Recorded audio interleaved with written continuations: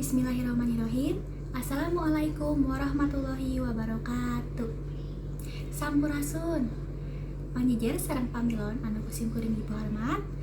Sate acan urang lebet ka inti acara anu dipayun hayu urang sesarengan pajatkeun puja sareng puji ka Ilahi Robbi anu manatos masihan kanikmatan sareng kasempetan ka urang sadaya kanggo kempel di ieu sawala. Mugi kanikmatan tiasa teras maparengan urang sadaya. Amin ya rabbal alamin. Hatur nuhun oge kanggo sadiri sadaya anu parantos hadir di ieu kempelan. Tepangkeun wasta kuring Cika Ananda Wijaya. Ngadegna kuring di dieu kulantaran dipasihan kasempetan janeun panumbu catur di ieu sawala anu bade ngadiskusikeun ngeunaan munculna new normal di Indonesia. Urang buka ieu acara ku ucapan bismillah. Bismillahirrahmanirrahim. Hadirin anu kusim kuring dipihormat, sate acana di dieu sim kuring bade nepangkeun heula pangjejer anu bade mendarkeun opinina. Nyaeta aya Prada Potret sareng Rizky Airizulki, dua nana murid di kelas 11 MIPA genep SMAN hiji Majalengka. Hadirin sadaya, hayu urang sasarengan dangukeun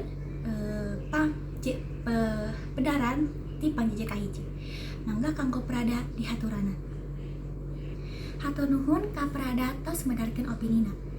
New normal teh saurna ngaruh pisan kana bidang ekonomi, nya ekonomi negara, nya ekonomi masyarakat. New normal cocok kanggo negara Indonesia anu masyarakatna nembe sakedap PSBBG tos seueur anu demo kulantaran aya sababaraha jalmi anu janten teu damel. Salajengna urang dangukeun pedaran ti pangjejer kadua, Rizky Airizulki, mangga dihaturanan. Hatur nuhun Rizky tos medarkeun opinina. Sagala aspek di kahirupan teh tangtu aya plus minusna. Kitu deui ku ayeuna new normal ieu. Puguh wae kurpa anu positif teh malah anggot naik. Da seueur keneh jalmi anu teu nerapkeun protokol kesehatan sareng masyarakat urang anu tos nganggap virus corona teh teu aya. Janten makin seueur wae anu positif teh, lainna sararieun malah tarutup cepil. Dua pangjejer tos ngadugikeun opinina. Ayeuna mangga anu bade tumaros dihaturanan. Hatur nuhun Ida tos ngadugikeun patarosana. Nyaeta sauna teh kunaon sababna new normal tos jalan tapi sakola masih keneh ditutup. Mangga kanggo Prada anu bade ngawaler patarosan ti Nida. Hatur nuhun kanggo Prada anu parantos ngawaler patarosan ti Nida. Saur Prada, tujuan utama diayakeunna new normal teh nyaeta ngalereskeun deui ekonomi anu anjlok. Tah sedengkeun pami sakola dibuka mah teu aya kauntunganna di bidang ekonomi.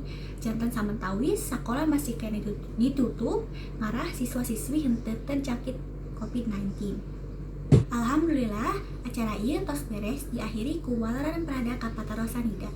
Urang pungkas ieu acara ku ucapan hamdalah. Alhamdulillahirabbil alamin. Di dieu kuring salaku panumbu catur nada dihapunten bilih aya kirang-kirang kata atau basa anu teu merenah sareng ngahaturkeun nuhun ka hadiri sadaya anu parantos ngadangukeun sareng ngaregepkeun ieu sawala dugi ka akhir. Ditutup, wassalamualaikum warahmatullahi wabarakatuh.